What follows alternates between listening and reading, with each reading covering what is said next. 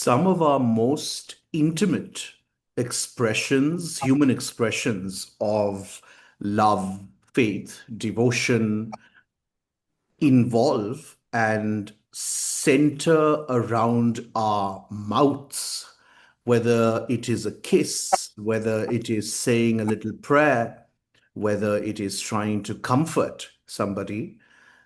We tend to use our mouths centrally in order to convey that critical emotion, so much so that even paramedics routinely use the mouth to resuscitate a human being.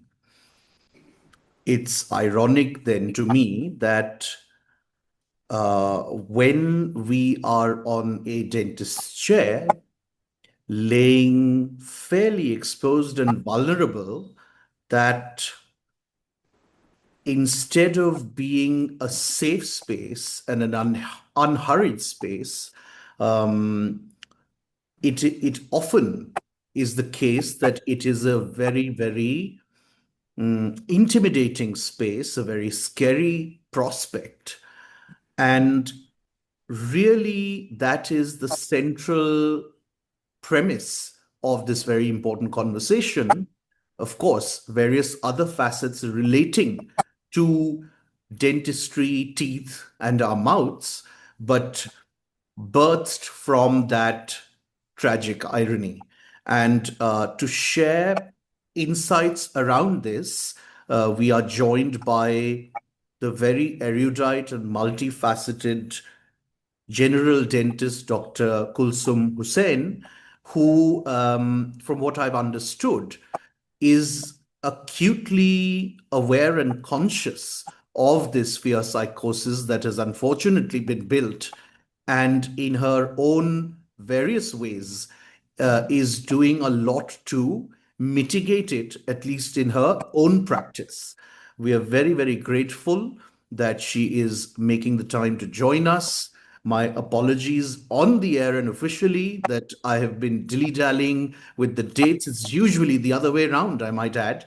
But purely by coincidence, I've been the one who's been a little bit preoccupied, but we're finally here, better late than never. And once again, I want to thank Dr. Kulsum and welcome her.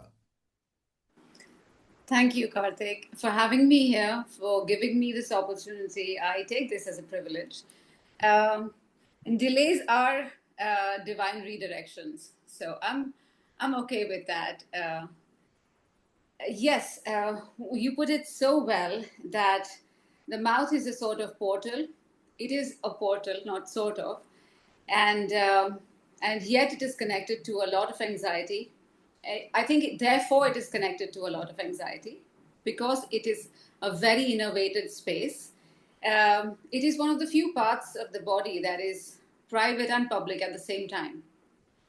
And when I began putting up videos in social media, uh, the intention was to for anyone watching to create a sort of neutral space that is outside of the dental clinic, but taking the dental practice to them, the ideas, what happens behind the scenes, why we do things in the dental chair, to explain all of that that they can see in their own time, in their own space. So this conversation that we're about to have aligns perfectly with that intent. So I'm really excited and nervous to be here and to share what I hope will will be will help me distill my thoughts into ideas and be there for anyone who wants to come in and see what it's about. Most certainly it will, but as is usually the case, we do like to begin with having our guest talk a little bit about their work and their practice in their own words. This is titled Wisdom of Teeth. You're with Talk Therapy on Driveway Devi, and I'm Karthik on behalf of Driveway Devi. Dr. Kulsum, if I can request you, therefore, to tell our viewers a little bit about your own dentistry practice first. Thank you. My dentistry practice, the physical space is being set up and will be there soon in Bombay, in Mumbai. But dental practice for me is, is a kind of philosophy that I've built over the years, even when I've not been in dentistry, when I've consulted with patients and not worked on them. So dentistry is unique in that it has two very distinct layers.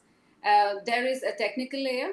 So you bring in your accuracy, you bring in your technical know-how, your precision, your training, and at the same time, there is a very big human layer to it, where you interact with and respond to the personality of the person who is in your chair, their fears, their expectations on that day, their goals that they're working towards, what mood they've come in. So dental practice for me is about creating and curating a sort of a belonging and confidence for every patient. And I use the word curating intentionally. There are so many variables in the technical aspect of dentistry as well, and in the human aspect, of course. And both of them have to be amalgamated in the moment. There is no script. It is beyond the scope of science. Science does not prepare you for it. You have to read the person and mix in all the variables that are there, what you're doing for them, how the tooth is presenting, how they're feeling, where they're going later in the day, all of that. And so it requires the dentist and the dental practice. By that I mean the team, the staff, the place in itself, how it's created, to have emotional steadiness. It has to come from part of the practitioner to hold space for the person who is in the chair. And because, you mentioned, the mouth is the portal to everything. We know that the skin is the barrier to all disease, but the mouth is an entryway. So dental practice is sort of that gatekeeper of systemic health. Uh, the responsibility is of dentistry is huge. It's to fortify the body's first line of defense against everything else that's happening. And we now know how gut health affects mood. Neurotransmitters are made in the gut, and it is the oral gut axis. So it's all of that. Everything that's there, that's happening in the body, is starting in the mouth. So dental practice borrows from everything that the dentist is learning within dentistry and outside of it, and then bringing it together in that moment. You've articulated that so beautifully and so thoughtfully.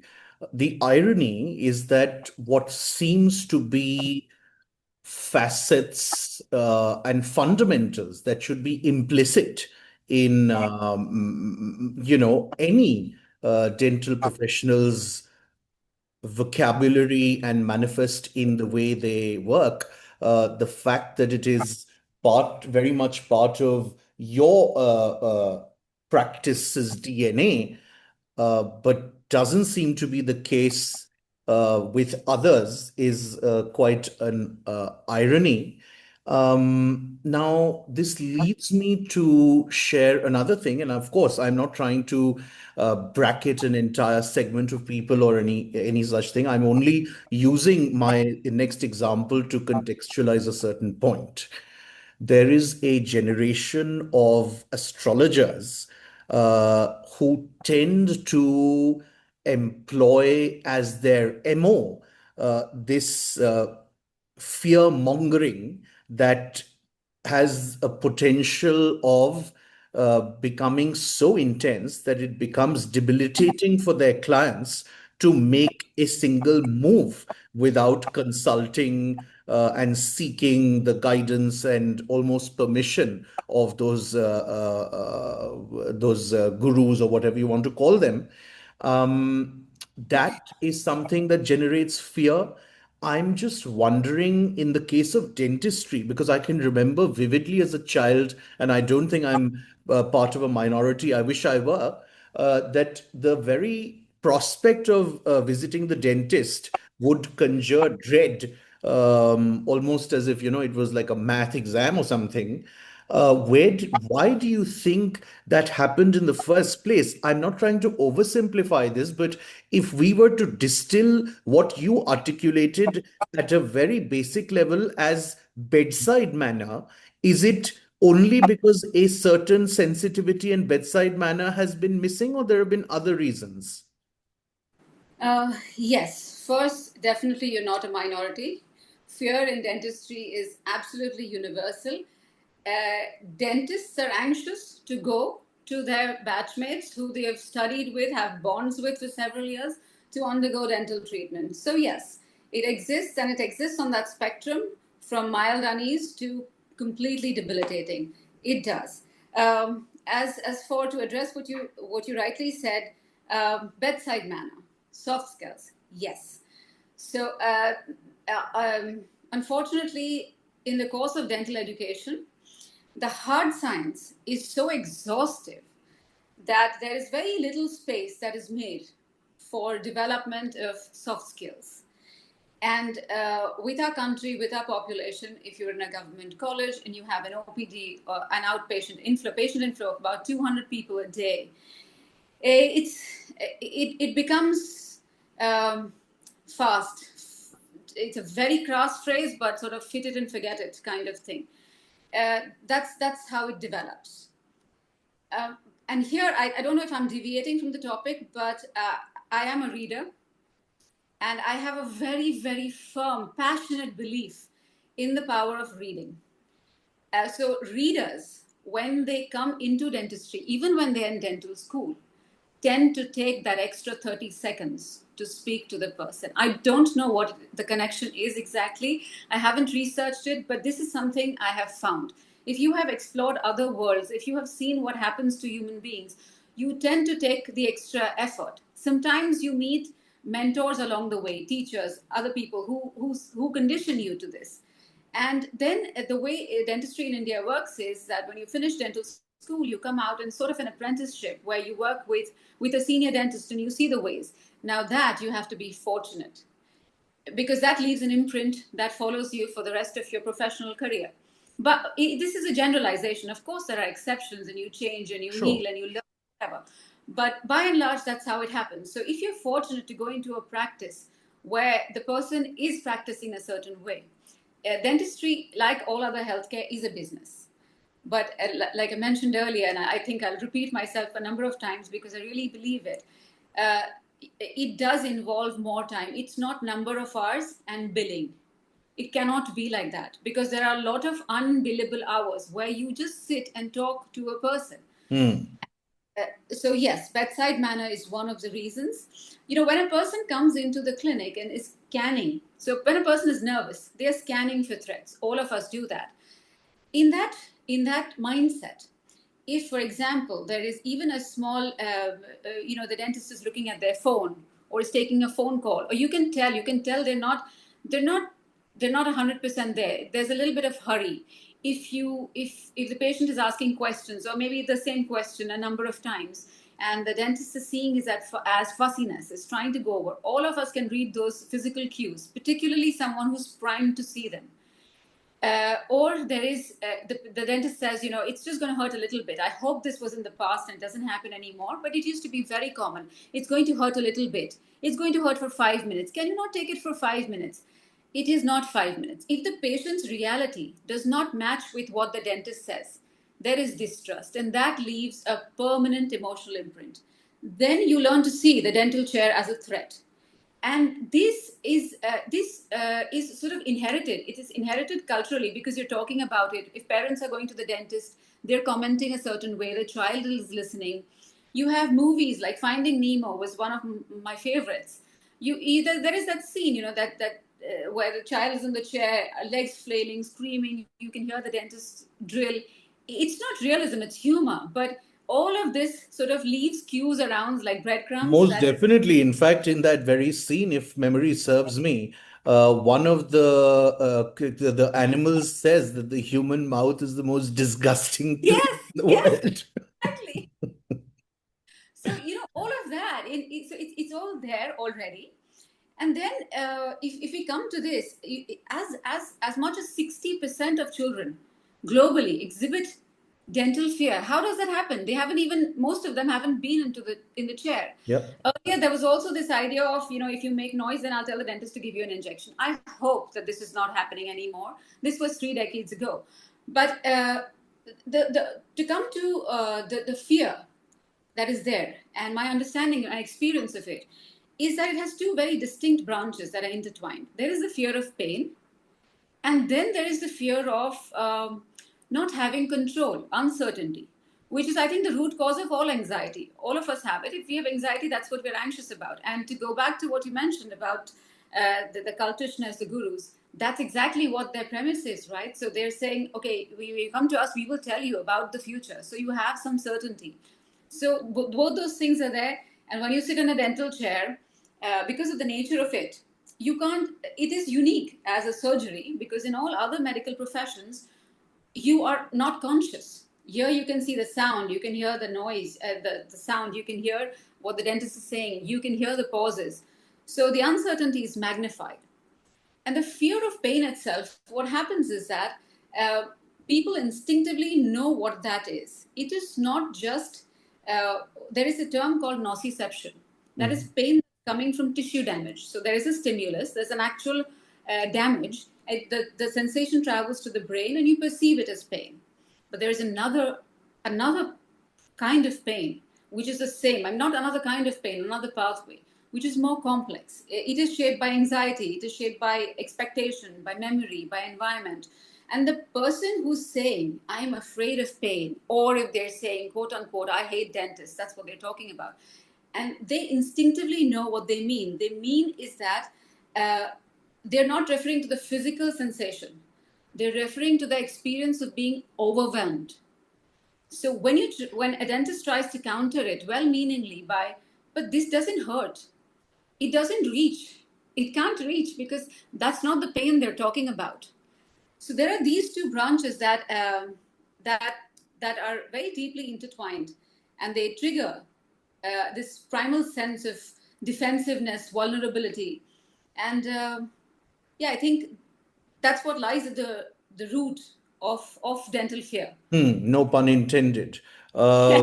Uh, you of the numerous very, very critical points you made, the one that personally resonates the most with me is this distrust. And in fact, I would go so far as to say, because I belong to a generation where it was almost like this unsaid understanding between your accompanying adult and the doctor per se, whether it was a dentist or another kind of doctor, where the parent would be like, "Arey, Doctor Saab," and Doctor Saab would be like, "Ha ha ha, kuch nahi hoga, kuch nahi hoga, arey, koi Yes. kuch nahi hoga." So it was almost like this conspiracy that had been hatched jointly.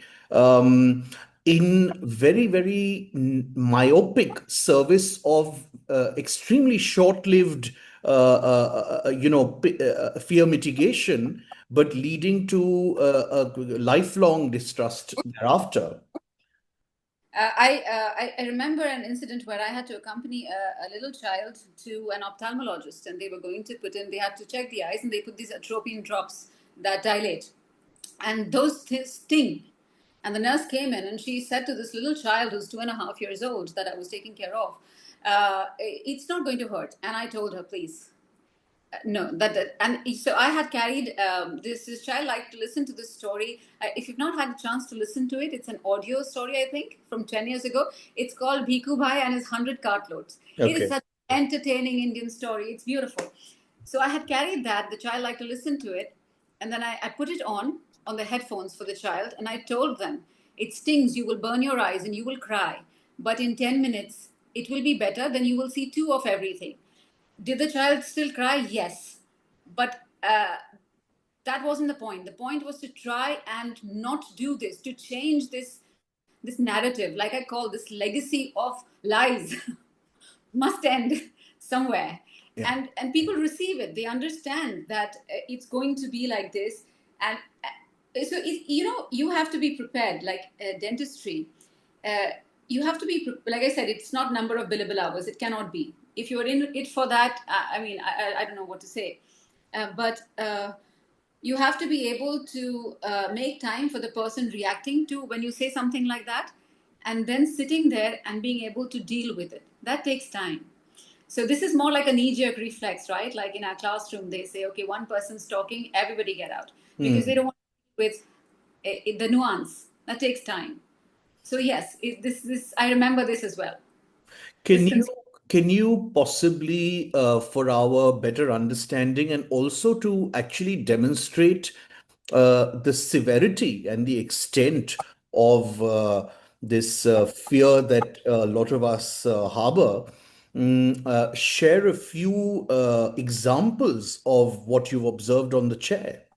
Uh, yes, the two two different examples. There was one where this lovely teenage girl came in. She was very friendly with the staff, with all of us, very comfortable with the practice. And she was going to have extractions on that day. And the tools itself are scary. Even if you've not put them out, they know what they look like. Everybody knows that. And these days, everyone's watched videos and come, so they know everything. And it seemed like it was going to be all right. And then she sat in the chair and she just wept. And it was completely inconsolably. She was in so much pain, and she had no previous traumatic experiences of dentistry. But in that moment, every anxiety that she may have had just came to the surface, and she was just crying. So, uh, how does one approach this? How do you go forward with it? There's an old school where it's okay if they're crying. Once it's done, they will be better. Maybe that works. I don't belong to that school of thought. I'm never comfortable doing that. So we just sat with her, or we thought maybe 10 minutes, 15 minutes. Of course, the hydration, the speaking, but no, she was crying about all of it.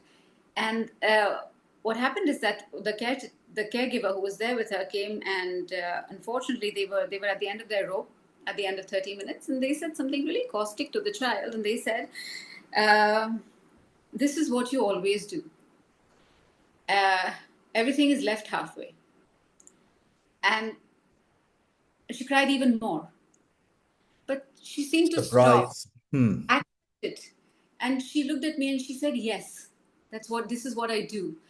That was very deep. The pain she was crying about was very deep, Yeah. far more than the extraction. We rescheduled the extraction. She did, I mean, to tell you the rest of the story, she did get the extractions done another day. And I tried and did my bit. And I gave her a small goal to accomplish that she thought she couldn't do, and maybe see. There's only so much I could do in that space. But that sort of tells you that it can go really, really far behind, and you have no idea. And in that moment, if you were to force her one way or the other, cajole her, whatever, hold the stress ball, hold my hand, no, it's not going to hurt, and she's crying. I've seen this happen.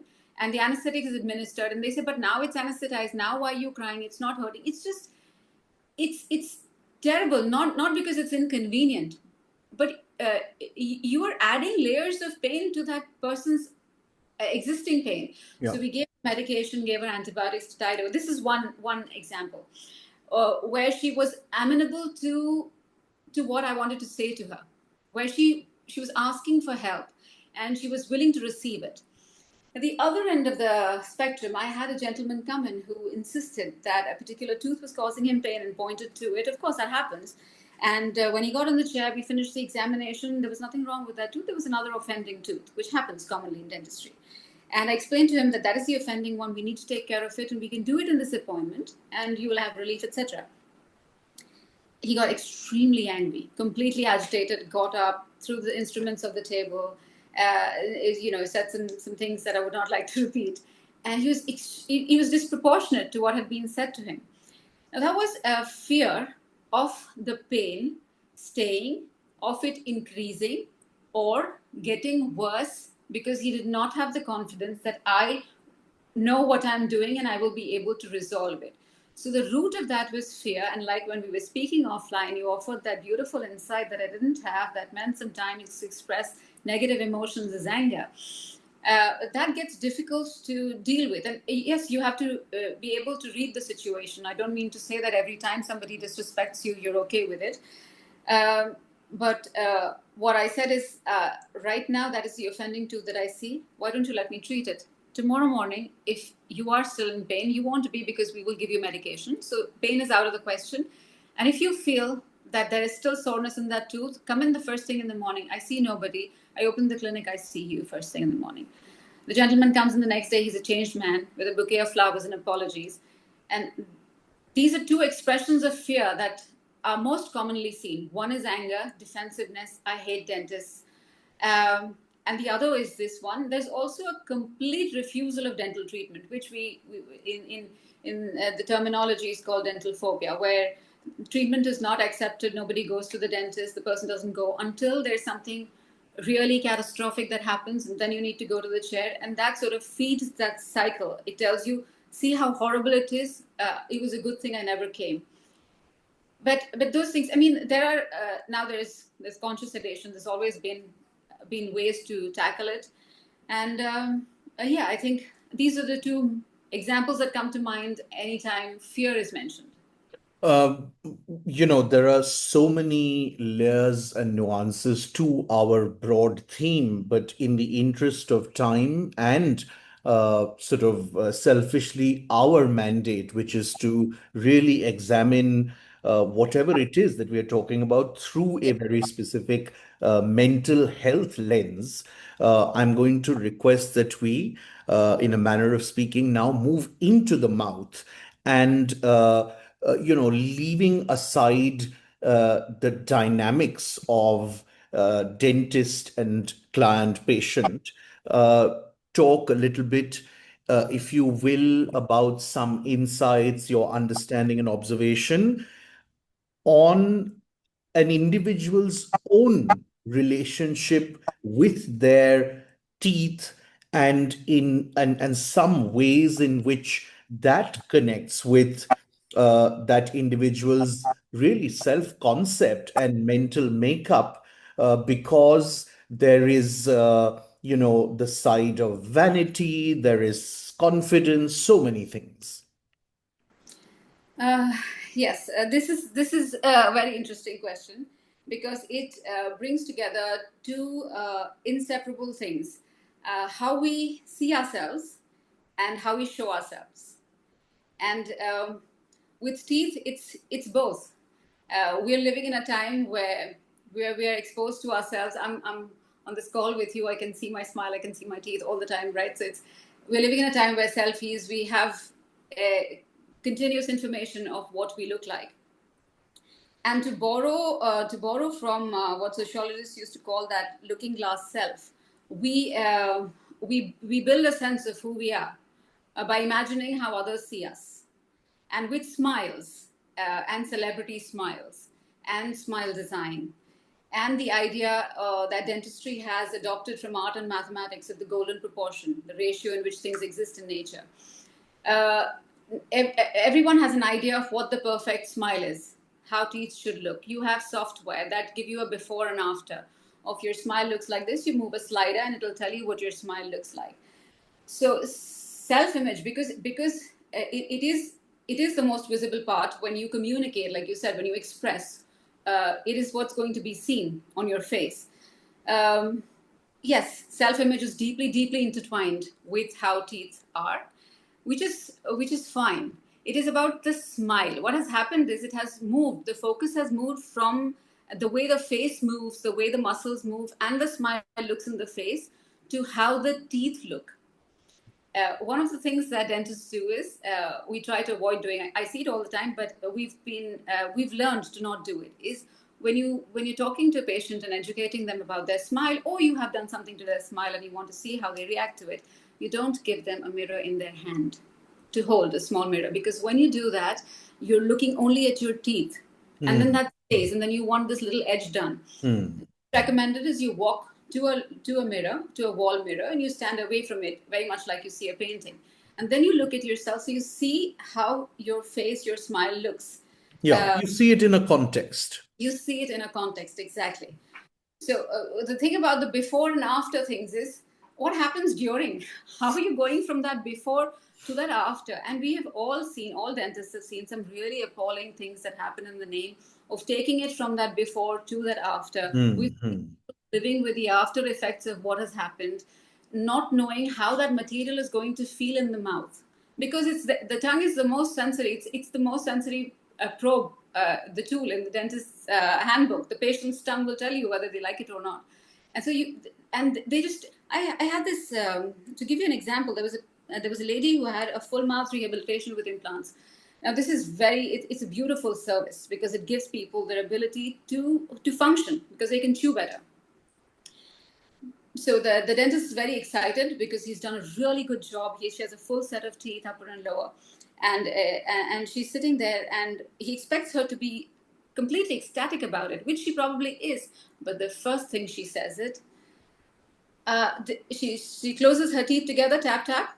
And the sound that the teeth make when they have a material called zirconia, which is a ceramic, like you have two plates of china touching, that sound is different from the sound teeth make. That is the only thing she zeroed in on. And her face showed terror. And the dentist wondered, there was so much dissonance. It's like, what's happening? She only said, I didn't know that they will sound like this. That goes to tell you how, so when we talk about self-image and teeth, there are many aspects to it. How the teeth look, yes, but how they will feel. Yeah. So so it's. I hope I answered that. Absolutely. No, it's just it only underscores and highlights how inextricable this is, and to what extent, and how sort of nuanced and layered it is. Yes, dentistry, aesthetic dentistry as a whole is beginning to recognize, or has recognized it for the last decade. And smile design now has moved from earlier, when it used to be, there used to be many terms to it, cosmetic makeovers, things like that. Now it is facially driven design. That's what they're called. So they've even, what we do follows the language that we speak. So it's facially driven. You have the concept now of smile donors, where in your family, for example, your mother or your child, and you like their smile, because that smile is more natural. You probably have teeth that are like their teeth. There are techniques where you have a full mock-up in the mouth. The patient gets to feel what it feels like, and then you only remove as much substance as is needed. Or you tell them, this is a substance that needs to be reshaped from your teeth. So a lot is changing. And I think it is the responsibility of the consulting dentist when a patient comes to them and speaks. So when you're speaking to a person, you can understand how much of their self-image is derived from which aspect of their smile. There's a lot of counseling involved. So you discuss it with them, and more dentists are moving their patients towards facially driven smile design, where overlaps, crowding, jagged edges of teeth, the shade of the teeth is fine and normal and is being replicated. So the coffee table books in the dentist clinics are showing that. So the more it is seen, the more the idea of what my smile should look like changes. Oh, that's very, very interesting and insightful, and uh, positive development, I would imagine.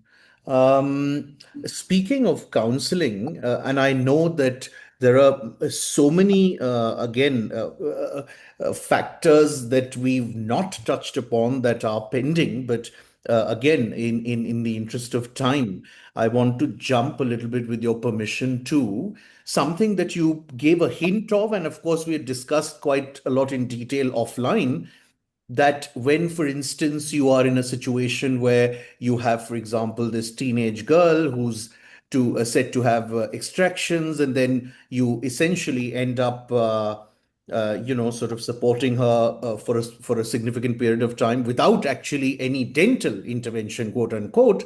You are then acting as a support, a therapist, a quasi counselor, whatever nomenclature you want to give it. Talk a little bit about that role that you are, I know, very actively playing along with being a dentist, because that really, to me, strikes me as one of the more significant solutions to slowly but steadily mitigating this fear that has been created. It is also the most exciting part of dentistry for me, this role.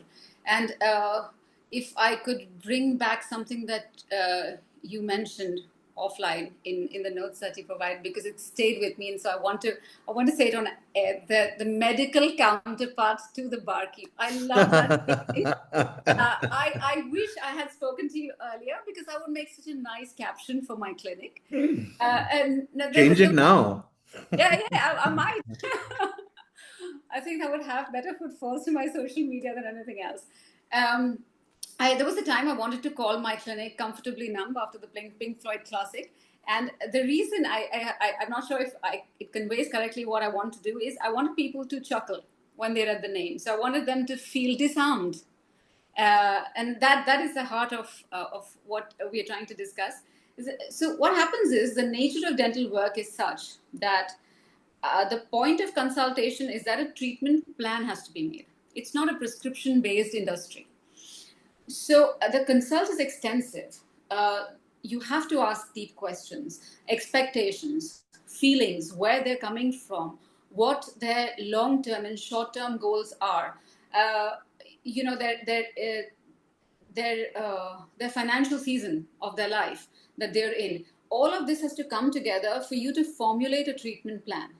So this is an in-depth conversation. This dialogue is a little more intimate, and that leads to some level of one hopes foundational trust. And there is an amount of reciprocal self-disclosure that happens. So there is this symmetry in conversation. You know, they're saying something, and that makes me think of this story, and then I tell a life story, and that makes them talk about something else. Or they will say, you know what, I had this 85-year-old lady that I was seeing who was the mother of my mentor. So it was a huge privilege for me to see her. And she's missing all her teeth now. When I spoke, and for a while now, and she likes her food, and she enjoys her food, and she didn't want to see the dentist. The son got her to see me. And so I say, one of the questions we ask is, what are you expecting from me? What are your expectations? Very clearly, she said, वो मेरी birthday party थी 80 साल वाली, तो बेटे बहू बोले थे स्माइल मत करो, अच्छा नहीं दिखता है. तो अब जो मेरी 90 वाली होगी birthday party, my 90th birthday party, I need to smile for my photos. Very clear. She said, give me the front teeth that I can see in my smile. I'm eating fine. I don't need teeth, really. So it was that is a bond. And then you ask, okay, so what else is she doing? Then she talks about the party some, then she talks about what else she's doing. So it's a dialogue. You're conversing with them. Then there's also this element of the position in which they are in the chair, right? So they're supine. I work in a position where the patient is exactly 180 degrees, and then I'm sitting behind them. And they're not talking during the appointment because they have a rubber dam in their mouth for isolation of the field. And then there is the din of the instruments. But besides that, there is a relative quiet. They're not speaking. I'm only offering a little bit of reassurance about what I'm doing, etc. So it is, I don't know, it is a nice, it creates a kind of receptive space. There is a little pause. Whatever you do in their mouth, you administer local anesthetic. So there is a break in the sensory feedback to the body. It's a very unique environment where you're talking, there is altered sensory perception, you have some sense of relief. Hopefully, if the dentist is any good after the treatment. And all of that comes together to create a friendship, maybe a little too far, but it creates that confidant dynamic. And I think I enjoy that at that part. I think also when a dentist enjoys it. So if you enjoy discovering somebody's journey, if you feel genuine awe about it, that shows, and everyone likes that, and so that exchange becomes that much more meaningful, and that stays long after. You practice, you know, there's a message, you just want to connect. Which toothpaste should I use? You get pictures of some, all toothpastes are the same. I'm saying this on air. Most of them are the same, unless there's some specific random ingredients. But it's a beautiful part of dentistry, and it is an important part that one can actually effect change. Absolutely. And I think, more and more of your kind ought to do it. I find, and I'm taking the liberty of being politically incorrect and generalizing and things like that. But I think that there is, I don't, to put it simply, I don't think anybody or too many dentists invest that kind of time because you really want to see as many as possible. That's really the bottom line. Well, it's been a Clearly, fascinating, yeah. I don't have a business plan. Sorry, so that's pretty clear from this conversation. And any dentists who watch it, the successful dentists, when they watch this, they're going to be like, "Oh, of course, she has no business plan. I can tell." Yeah, well, that's a whole different conversation. But, it's been a very, very important conversation nonetheless. And I keep saying this over and over again. There are so many parts of our lives that are so profoundly impacted by those things. Our mental states are. And this is certainly one of them. And I'm really, really happy that it has been with you that we've delved into this entire world and realm of dentistry, because it's been explained and articulated very, very beautifully, along with this extremely viable, I am going to call it viable solution. So thank you very much once again for your time, for your expertise and understanding and mindfulness. We wish you all the very best, and we'll be in touch. Thank you, Karthik. I wish you the very best with this as well. This is invaluable. It is dialogues like these that are going to create that ripple effect that will mitigate um, a lot of issues, a lot of things that we carry quietly on our backs. So thank you for this. Thank you. Thank you for saying that.